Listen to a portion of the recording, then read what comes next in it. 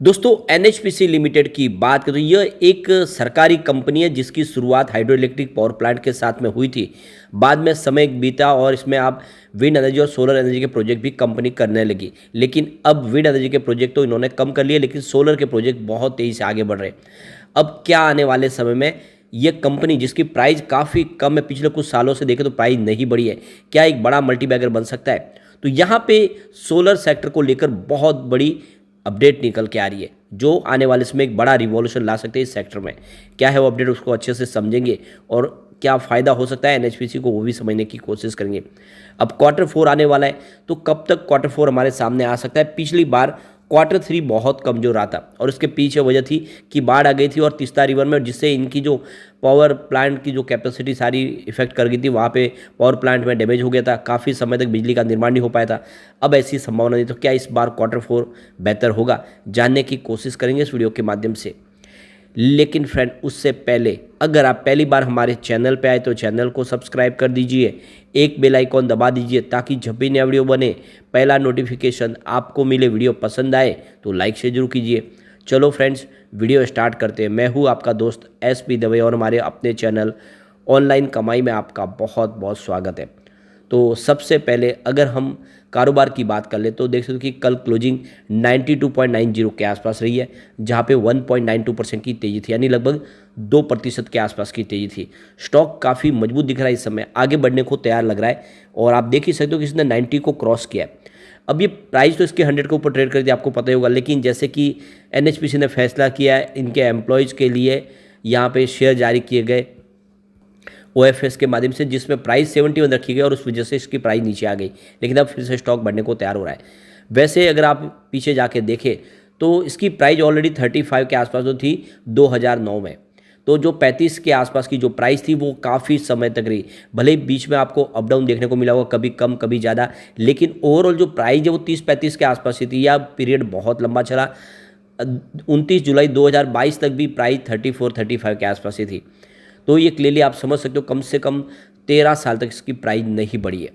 तो ये stock already बहुत ज़्यादा अंडर वैल्यू है, क्लियरली समझ में आ रहा है। और इसका बिजनेस तो काफ़ी अच्छा ही है क्योंकि सरकारी सेक्टर के लिए बहुत सारी स्कीमें लॉन्च कर चुकी है। सरकार अपना विजन भी क्लियर कर चुकी है कि आने वाले 2047 तक नेट जीरो कार्बन पॉलिसी पे जाना, और उसमें एक बड़ा योगदान एनएचपीसी का भी होगा। सरकार ने साथ में अब हर घर सोलर रूफटॉप स्कीम भी लॉन्च की है, उसमें भी ये कंपनी फ़ायदा ले सकती है। तो देख सकते हो कि जो प्राइस है अभी बढ़नी शुरू हुई है, काफ़ी कम समय इसने अच्छा रिटर्न भी दिया है क्योंकि 50 के आसपास स्टॉक था 3 नवंबर 2023 को, जो स्टॉक 100 को टच कर गया। आप देख सकते हो 2 फरवरी 2024 में। तो कम समय में फिर इसका आपका जो इन्वेस्टमेंट था वो डबल हुआ है। लेकिन अब काफ़ी समय के बाद जब दौड़ना शुरू किया तो ये एक बड़ी तेज़ी के लिए तैयार हो चुका है स्टॉक। अब यहाँ पे एक जो बड़ी गुड न्यूज निकल के आ रही है, वैज्ञानिकों ने एक ऐसा सोलर पैनल बनाया है जो 1000 टाइम्स पावरफुल और स्ट्रॉन्ग है इस समय के जो सोलर पैनल उनके मुकाबले। यानी एक तरह से देखें तो इसमें डैमेज होने की कोई संभावना नहीं है। और ये जो सोलर पैनल अगर आ जाएगा तो उसके बाद समझ सकते हो कि बरसों तक ये बिजली का निर्माण कर पाएगा और ये एक बहुत बड़ा रिवॉल्यूशन होने वाला है इस सेक्टर में। तो ये देखो कि मार्टिन लूथर यूनिवर्सिटी की तरफ से ये एक रिसर्च किया गया और इसमें एक तरह से ये एक बहुत ज़बरदस्त सोलर पैनल टेक्नोलॉजी ईजाद की गई है। तो साइंटिस्ट का कहना है कि यह टेक्नोलॉजी आने वाले समय एक बहुत बड़ा रिवॉल्यूशन ला सकती है। जो सोलर पावर के माध्यम से जो बिजली निर्माण का काम है वो अब तेज़ी से आगे बढ़ पाएगा, क्योंकि सबसे जो बड़ी प्रॉब्लम होती थी कि जो पैनल है वो बहुत जल्द डैमेज हो जाते थे, उसमें बहुत सारी प्रॉब्लम आती थी, उसमें बिजली नहीं बन पाती थी।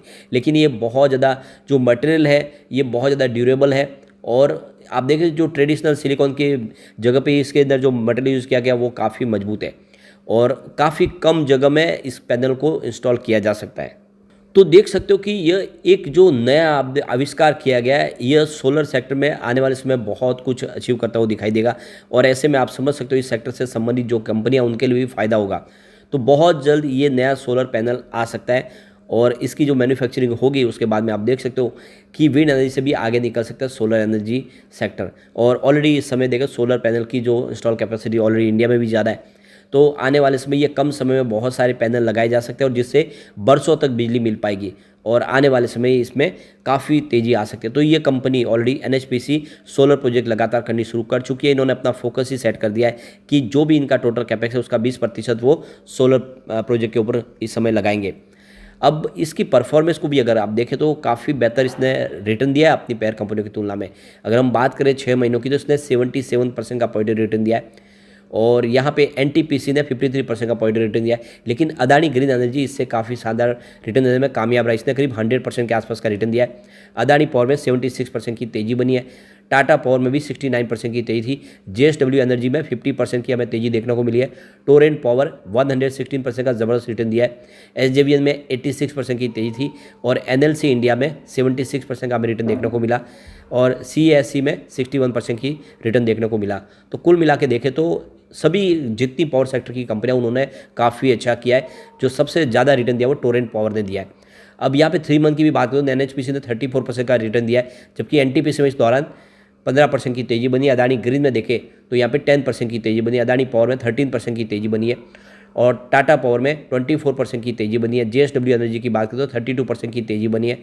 टोरेंट पावर पिछले 3 महीनों में विनर रहा है, अभी 53% का सादा रिटर्न दिया है, और एसजेवीएन में 45% की तेज़ी बनी है, एनएलसी इंडिया में 4% की तेज़ी, और सीएससी में 3% की तेज़ी है। तो रिटर्न देने में नंबर 3 पे रहा है एनएचपीसी लिमिटेड, पिछले 3 महीनों में भी काफ़ी शानदार रिटर्न दिया है, और आने वाले समय इससे भी बेहतर रिटर्न की उम्मीद कर सकते हैं। अब जो सबसे बड़ा सवाल आता है कि Q4 का रिजल्ट कब आ सकता है, तो देख सकते हो पिछला जो रिजल्ट था 29 मई 2023 को कंपनी ने डिक्लेयर किया था, तो उस हिसाब से मोटे मोटा अंदाजा लग सकता है कि इस बार भी रिजल्ट 29 मई के आसपास ही आ सकता है। हो सकता है कि 26 या 27 मई को आए, या फिर 30 मई तक आए। रिजल्ट आने की संभावना वही बन रही है, तो रिजल्ट आने वाले में भी थोड़ा समय लगेगा, लेकिन रिजल्ट बेहतर रहने की उम्मीद है। अगर हम पिछले कुछ रिजल्ट देखें तो उम्मीद के बेहतर रिजल्ट रहे। मार्च 2021 में जो सेल्स था वो 9,648 करोड़ के आसपास था, जो इस टीटीएम 9,773 करोड़ तक पहुँचा है।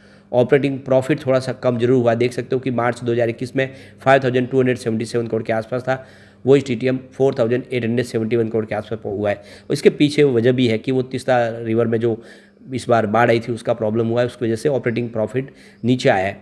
अब यहाँ पे कंपनी की नेट प्रॉफिट की बात कर ले तो 3,600 करोड़ के आसपास थी मार्च 2021 में, जो इस समय 4,136 करोड़ के आसपास पहुँची है। तो नेट प्रॉफिट तो बढ़ी है जरूर, तो बेहतर रिजल्ट हो सकता है। इसके अलावा कंपनी लगातार अच्छे डिविडेंड भी कंपनी दे रही है, साल में 2 बार डिविडेंड कंपनी दे रही है। आप देख ही सकते हो कि लगातार हमें 2 बार डिविडेंड देखने को मिल रहा है। इससे पहले अगर आप देखें तो 12/2/2024 को कंपनी ने 14% का डिविडेंड यानी ₹1.40 पर शेयर डिविडेंड दिया है, और 2023 में भी 2 बार डिविडेंड मिला, जिसमें देख लो कि एक बार 14% और एक बार 4.5% का डिविडेंड दिया कंपनी ने। और इसी हिसाब से देख सकते हो कि इस बार भी डिविडेंड की आशा लग रही है कि डिविडेंड कंपनी देगी, तो काफ़ी अच्छा डिविडेंड लगातार मिल ही रहा है। और डिविडेंड बहुत अच्छा होता है हर पीएसयू स्टॉक में। अगर आप एफडी से अगर कंपेयर करें तो आपको पीएसयू स्टॉक का जो डिविडेंड है वो बेहतर दिखाई देगा।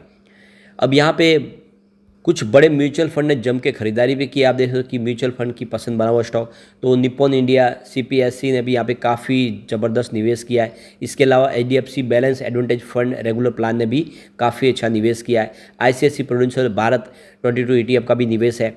इसके अलावा Mirae asset large and mid cap fund ने भी काफ़ी बड़ा निवेश किया है। एसबीआई कॉन्ट्रा फंड की तरफ से भी इसमें इन्वेस्टमेंट हुआ है। फ्रैंकलिन इंडिया प्राइमा फंड ने भी निवेश किया है। इन्वेस्को इंडिया कॉन्ट्रा फंड की तरफ से भी काफ़ी अच्छा निवेश हुआ है। इसके अलावा HDFC large cap mid cap की तरफ से निवेश किया गया है। ICICI prudential large and mid cap ने भी निवेश किया है, और टेम्पलेटन इंडिया ने भी यहाँ पे अच्छा खासा निवेश किया है। तो देख ही सकते हो क्लियरली कि आपको एचडीएफसी बैंक के अलग अलग म्यूचुअल फंड में काफ़ी निवेश दिखाई देगा। इसके अलावा आपको आईसीआईसी बैंक के जो म्यूचुअल फंड है उन्होंने भी काफ़ी निवेश किया है। एसबीआई ने बैंकिंग जितने भी म्यूचुअल फंड है वो काफ़ी अच्छा निवेश करे इस स्टॉक में, आने वाले समय आपको अच्छा रिटर्न दे सकता है। लेकिन फ्रेंड, कोई भी इन्वेस्टमेंट करने से पहले अपने फाइनेंशियल एडवाइजर से बड़े ले ले या अपना खुद का रिसर्च करें, क्योंकि मैंने वीडियो आपके एजुकेशनल पर्पज़ के लिए ही बनाया। वीडियो पसंद आए तो लाइक से जरूर कीजिए और चैनल को सब्सक्राइब कर दीजिए। Thank you friend.